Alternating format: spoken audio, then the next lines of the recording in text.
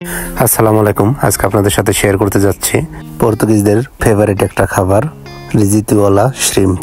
প্রথমে ব্রোকলি, শ্রিম্পগুলা কুচি কুচি করে কেটে নিচ্ছি এবং গ্রিন পিস এবং রিজিতো রাইসটা আমি আমার হাতের কাছে রেখে দিয়েছি যাতে আমার কাজটা করতে খুব সহজ হয়।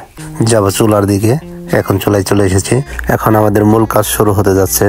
প্রথমে আমি তেল দিয়ে দিলাম, তারপর চিংড়িটা ছেড়ে দিচ্ছি, কারণ চিংড়িটা তো কাঁচা, কিছুটা সময় আমাদের এটা ভেজে নিতে হবে। তারপর একটু গার্লিক দিব, গার্লিক দিয়ে একটু লাড়ার পরে তারপর ব্রোকলি ছেড়ে দিব, গ্রিন পিস ছেড়ে দিব। গ্রিন পিস ছেড়ে দেওয়ার পরে একটু লাড়তে হবে।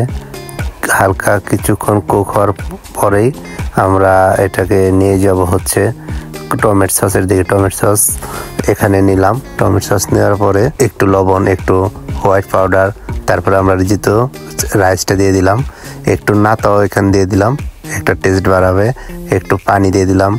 তো সর্বশেষ এটা হচ্ছে পারমিজানো চিজ, সেটাও দিয়ে দিলাম। তারপর একটু লাড়ার পরে অলমোস্ট আমাদের খাবারটা হয়ে গেছে। এতে আমরা খাবারটা অলমোস্ট ডান দিয়ে দিলাম। কিছুটা পারমিজানা দিয়ে দিলাম, এটা একটা সুন্দর স্মেল আসার জন্য। আমাদের রিজিতোওয়ালা শ্রিম্প রেডি ফর ডেলিভারি।